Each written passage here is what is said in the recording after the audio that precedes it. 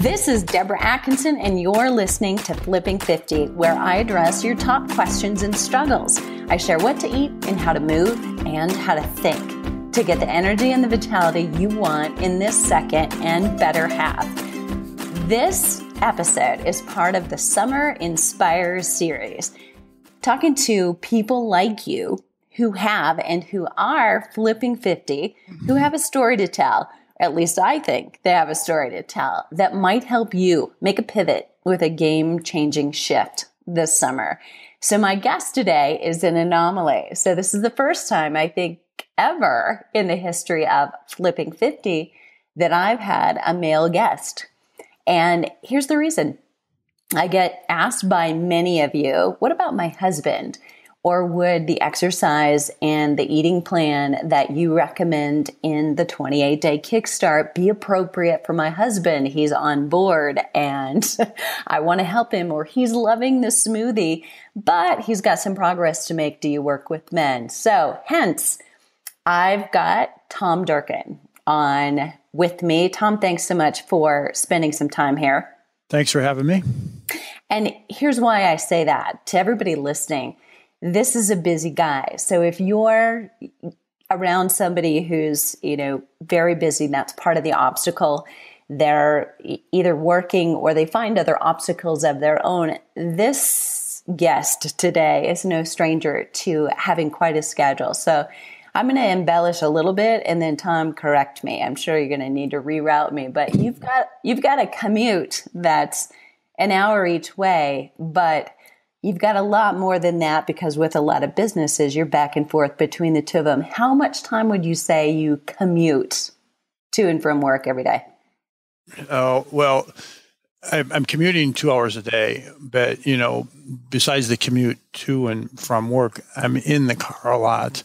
We've got 7 different businesses that I attend to. And so, I go back and forth. And so you're in the car. I do a lot of sitting. And so that's why making different choices that I think we're going to talk about here in a moment have made a huge difference in my life.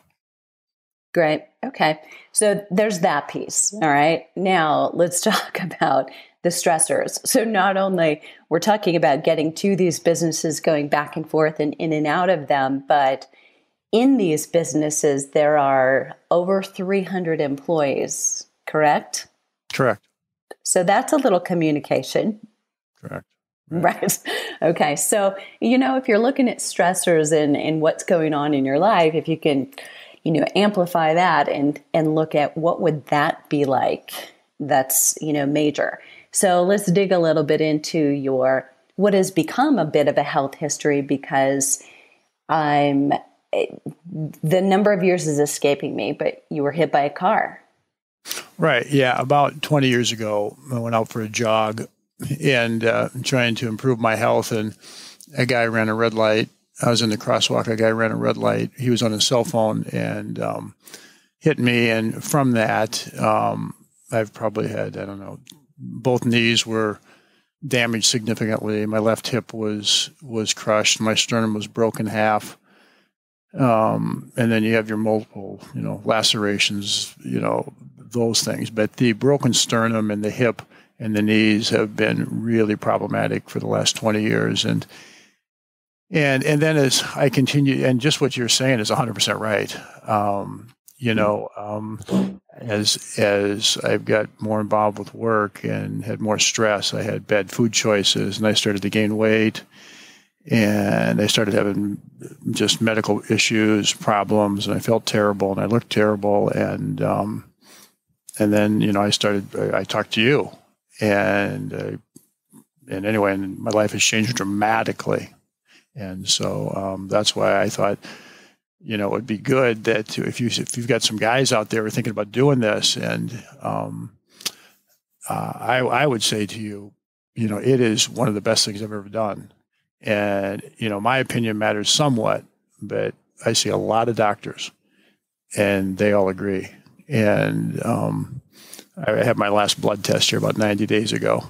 And I know my doctor pretty well because I see him pretty frequently. And when he did my blood work, he put a smiley face on my blood work. He drew a little smiley face, and I had to call him, and I thought maybe he was getting a little senile, and I should switch doctors. But so that's the first smiley face I've had from a doctor on my blood work ever, I think. So, yeah, it's made a huge difference. That's phenomenal. Now, I want to fill in just the rest of the backstory. So all of that happened during a busy career, as we all just get busy in our adult lives, buried in the career, doing what we're doing.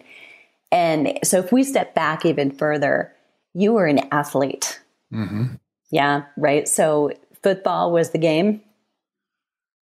Right. Well, I'm just saying, I'm used to being active. I'm used to exercising. I'm used to stress. I'm used to dealing with a lot of things. And what happens is it got away from me. I didn't realize it. It's kind of like getting gray hair, how I like to attribute it. You haven't seen a friend of yours, for 5 years, and you look in the mirror every day when you brush your teeth and you think, I look pretty good. And then you see your friend you haven't seen for 5 years and he goes, oh my God, you're Snow White. What happened? That's what happened to me. And with my body weight and with just my conditioning, and, it affected every aspect of my life. It affected how I dealt with my employees. It affected my personal life. It affected my outlook. It affected my sleep. It affected everything. And, I was really frustrated, and I was really discouraged, and it was hard. And, I was just existing through life. I wasn't very optimistic, and I was trying to get through it, but I just didn't feel good. And, I just didn't like the body I was living in. And so that's a pretty tough spot to be in. And so, you're going to have problems at work. You're going to have problems that come up that you can't control. But I had to be able to control a little better what I look like and how I feel. And I thought, if I wake up at 6 o'clock or 5 o'clock or 3 o'clock in the morning to go to work and I don't feel good mentally, things aren't going to work out for me. So I think one of the biggest things is that not only am I getting a smiley face from my doctor, which is great, but I'm giving myself a smiley face mentally. Yeah, very cool. And that has really paid dividends. All right. So let's fast forward and give some basis to how old are you? 62. 62? Just kidding. And okay, tell me this. How young do you feel? I feel pretty darn good. I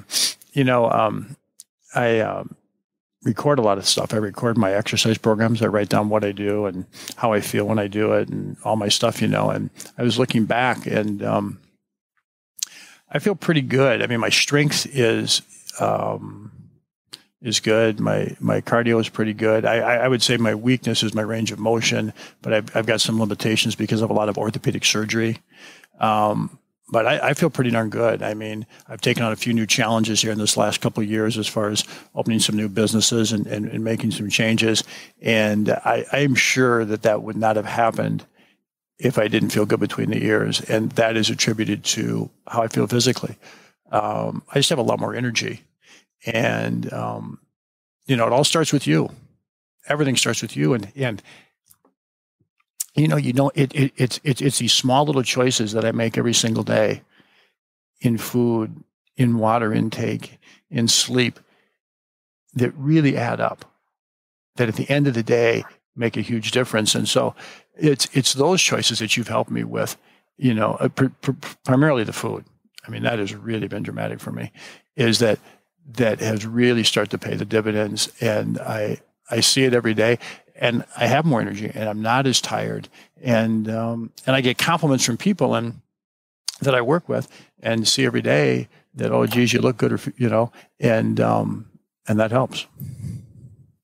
All right, let's give a little bit more backstory, because I think this definitely kind of contributes to the stereotypical, if you will, for all of you listeners. Men who may have the hardest challenge is prior athletes, kind of deciding to get back into it and unintentionally making mistakes, maybe by going back to what they used to do when they were younger, what they knew as workouts and strength and conditioning at a certain age, trying to jump back into them again. There's that. And I want to visit that. But there's one other thing that I think we need to mention, and a big obstacle for a lot of people, men and women, is, my job. I'm traveling so much. I have to eat out so much. So given you've had some success, and we'll reveal the numbers here that you've lost and where you were in a minute, but knowing your schedule, I think the better question is not how many times a week do you eat out, but it's how many times a week do you prepare your own meals? That's probably the easier question. I have a smoothie at breakfast, and that's it. And we're talking 7 times. Oh yeah, for the last 30 years.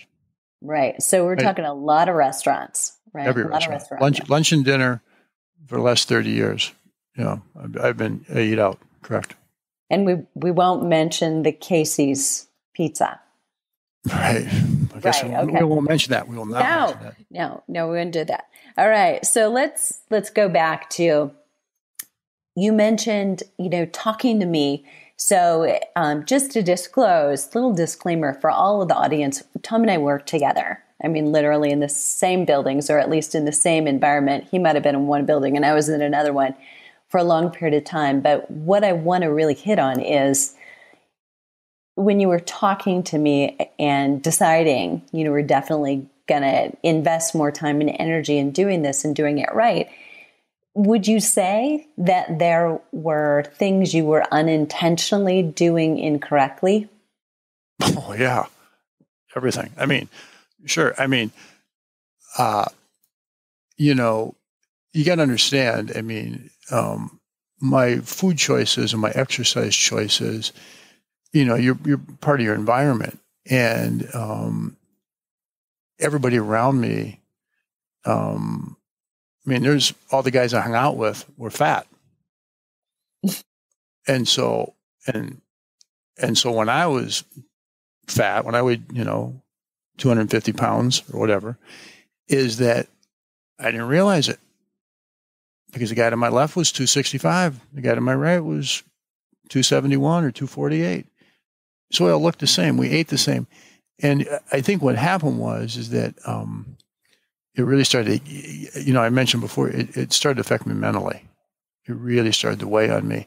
And I knew I could not accomplish what I needed to accomplish or wanted to accomplish with this level of effort that I was putting into my life. And I really thought I was cheating myself. And so, the exercise program that I had and did, a lot of these exercises I did when I was 15, 18, 20, 25, 30 years old. And I just can't do those exercises anymore. The nutrition, it was completely changed. I grew up, in the Midwest, and I grew up on dairy and bread. And, when you said to me, quit the dairy, I just wanted to hang up. I just lied to you. I said, oh yeah, no problem. I'll do that. I didn't write that down. I didn't even think about doing it. And when you said quit doing bread, I love bread. And I thought, yeah, okay, fine. I just didn't know. I don't think there were tears, but it might have been close. Well, but what happens, the old cliche, you don't know what you don't know, is exactly who I am. And I'm here to tell you is that, there's been such a dramatic change in my life. That's what I agreed when you called me and said, hey, will you chat about this? Is that, I think it's important because if with my lifestyle, if I can do it, I'd say anybody can do it. And here's the thing. I'm a work in progress. Every single day, 100 times a day, I got to decide, is this a good choice for me? Is this a bad choice for me? It's getting easier because I've now got habits. I've learned. But the food choices were huge, and it was difficult in the beginning, but it makes a big difference. And same thing with the exercise, the change in how you do exercise. But if you don't have a mentor, my fear is that everybody's got an idea as far as what you should do and what you shouldn't do, and there's so many people out there on the internet that I think are bogus. And there's so much misinformation out there that if you don't go to someone credible, now it was easier for me because I know you. Like you said, we worked together. I know your background. I know your educational background. And so it was easy for me to just call you on the phone and say, I'm lost. What should I do? And then you gave me the GPS to do this. And thank God for once in my life I listened and I did it. And so it's just, you got to listen to somebody credible that has lived it and can tell you about the pitfalls. And, that's why it was easier for me, because I had you in my corner. Well, glad to do it. And I want to, audience members, if you're listening, we just kind of alluded to some of the nutrition changes, dairy, bread. And, here's why for Tom in particular, this was so important, and maybe as well for you. Dairy is less tolerated as we age, and bread, being the gluten in the wheat, particularly, is what we're talking about. But for him, so, we're talking to a guy, you can hear how much he's got going on in business, and you hear the term hardwired for success. I mean, we're not kidding when we're talking about him. His sternum is hardwired back together. So that means, his body is constantly dealing with this foreign substance for the last 20 years. So if you have a little, autoimmune disease or a little arthritis in your knees or hips, if you take that times, 20 years, take that times 5, there's no number I can give you. But, at 60, many of us will have a little bit of that. But with, that kind of foreign thing in your body, you have less wiggle room. So the dairy and the bread, eliminating those things was much more important to me. As a next step, he could move better with more ease. So it all plays, together. So any comments about that now? Knowing how good you feel, is it still hard to give up milk, and no. Are you tempted by bread or? No? Once in a while. I mean, and don't get me wrong, it's not that I'm completely wiped out dairy. I mean, but I would say I decreased it by 98%, both of those items. And what happens is, you're right. I mean, I've got a lot of knee pain. I've got hip pain. I've got sternum pain. I mean, and, when you've got as many bolts and screws and wires in you as I do, you don't know, is that normal aging? Do I have a problem? Is it my diet? Is it my weight? Or am I imagining it? Am I just crabby and everything hurts because I'm in a bad mood? It's a combination of everything. And so I had to start eliminating and saying, I had to get down to it, pun intended, the bolts and nuts of this thing. And that sternum being wired is problematic. And, when I first had that surgery done, that I could not raise my heart rate over 80 for a year. And so I don't know, go walk up 2 flights of steps and check your heart rate. So because that would expand and it wouldn't, and so the reason they wired it is because it would not, it wouldn't mend. So all that being said is that when I go out to eat, I used to think, what am I hungry for? What's going to satisfy me? And so, if you're depressed or you're stressed or you're tired, it's some kind of comfort food. And so now when I go out, I think, what's going to help me? What is going to give me more energy so I can have a better tomorrow, I can have a better workout? And so I look at food differently. I look at drink differently than I used to. And so before I used to look at it as comfort. And I still look at it as comfort because it does come from me if I'm hungry. But I also look at it as far as fuel. And I look at it as almost as a springboard for tomorrow. And I keep thinking, it's like putting money in the bank. I keep thinking, I'm collecting interest on my food by making better choices.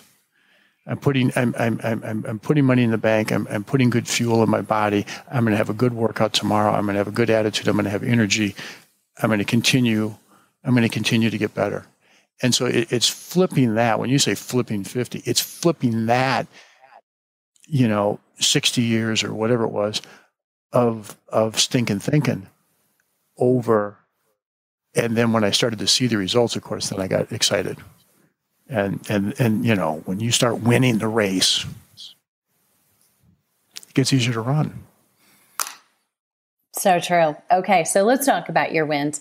So to give you listeners just a little perspective, Tom, do you mind sharing where you were before you started this, Sure. Most recent journey? And give them your height and your weight, just so they have an idea. I mean, you're a big guy. Yeah. So I'm about 6'2.5", and prior to starting this, I think at one time I know I was 259, but I think when I really got started with you, I was like about 254, 255 in that neighborhood. I think my body fat percentage was at about 27, 28%, right in there, pretty right in that neighborhood. My cholesterol, I would say, was probably at about 213, 214, which wasn't too bad. I mean, I tried to watch my nutrition a little bit, and so that cholesterol at 213 wasn't too bad. My blood pressure was probably about 138 over 94, 95. I mean, on a regular basis. And so, I went to the doctor, and he said, "Hey, your blood pressure's creeping up. We got to keep an eye on it." And he started talking about, medication. This cholesterol, I think at that time the benchmark was 200. And he said, hey, so he started talking about that. This body fat percentage was, overweight, or, I was heading towards obesity in my mind. And then all the ramifications of that, which there's a lot. And again, I mean, it's just, how you feel between the ears. And I think that dictates an awful lot as far as your outcome in your life. At least it does for me. And so, I was to the critical point. I was to the point where I had to make a decision. And so let's fast forward. Yeah. So I think this morning, since I knew I was going to talk to you on the phone, I got on the scale this morning and I was 202. And I did an in-body, I did this test as far as body fat, the same body fat percentage test that gave me the 26 or 27 or whatever the heck it was. I was 13.2 this morning. And when I went and got the smiley face from my doctor, I think my cholesterol is about 151. My blood pressure was, I don't know, I couldn't tell you the numbers. I want to say it was maybe like 113 over 72 or something to that effect. And so a lot of things have changed. And then again, I mean, I just feel my outlook. And so it's really worked miracles for me. And my only regret is that, I didn't get on board on this, 25 years ago. And, but, I can't look backwards. And, you got to keep pushing forward, so I think, life expectancy, today is about 80 years for a male. And, I anticipate, I'm going to continue to exercise and eat good the rest of my life. And I anticipate to continue to get results, and I continue to improve to the rest of my natural life. What's your definition of aging well? Oh, I think when you go back and see your friends, for me,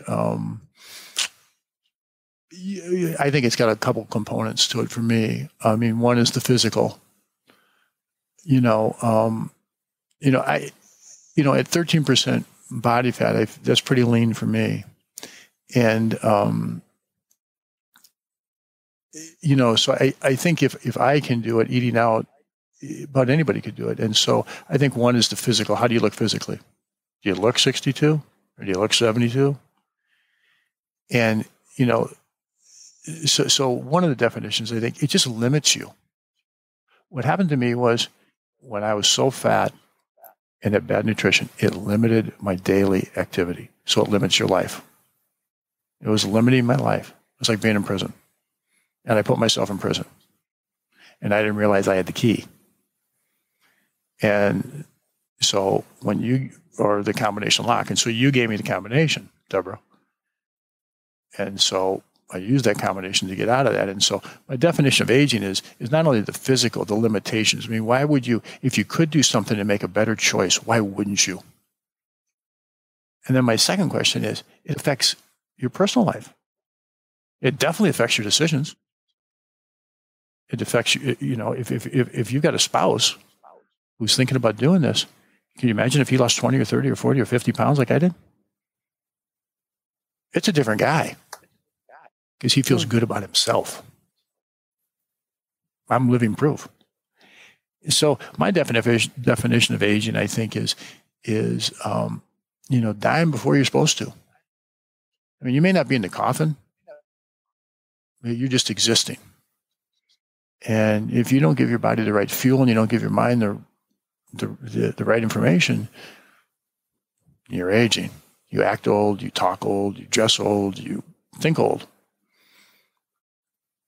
Then why do that if you don't have to? So, I mean, for me, it's been great. Awesome. Well said. Boy, I love that. I put myself in prison. I didn't realize I have the key. Love that.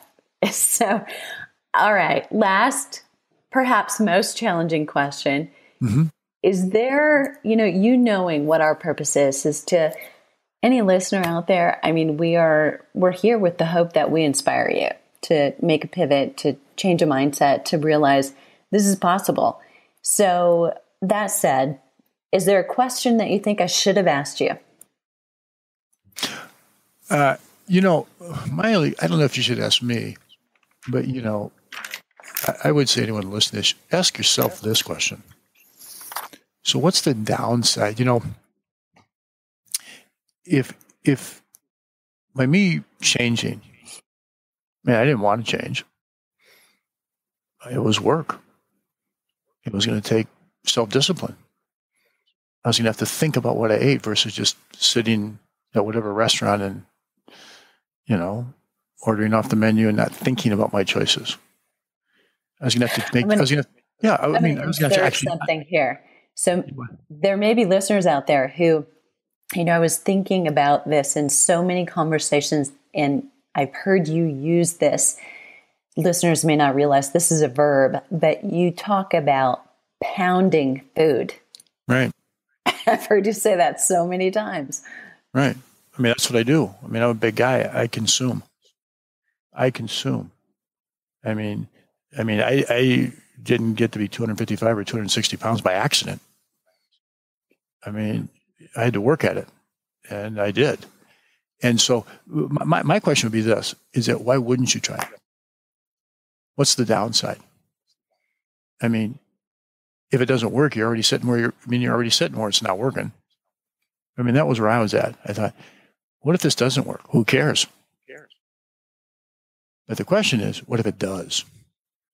Mm-hmm. What if it does? Mm-hmm. What if it changes your life? And more importantly, it changes everybody you come in contact with.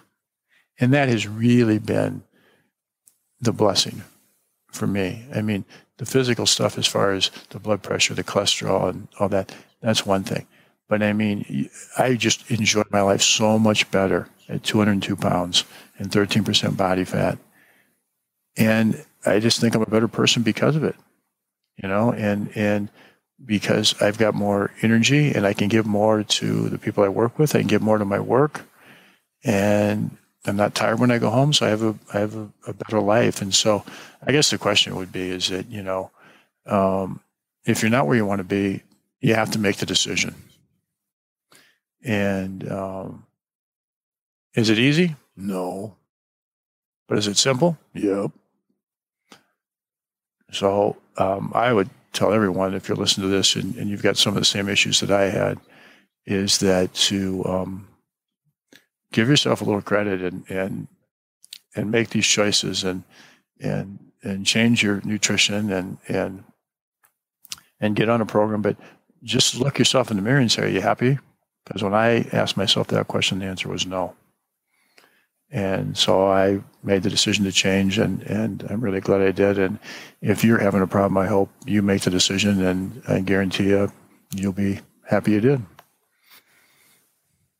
Thanks so much. And I haven't said this, but congratulations. Thank you very much.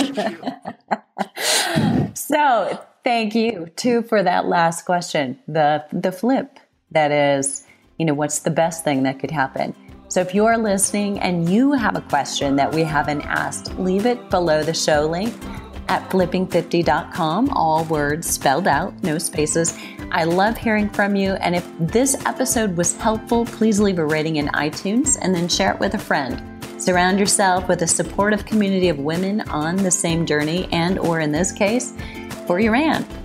To get the most out of this week's episode, check out today's show notes at flipping50.com/podcast, where you'll find any juicy free downloads, resources mentioned on the show, and let's start flipping 50 together.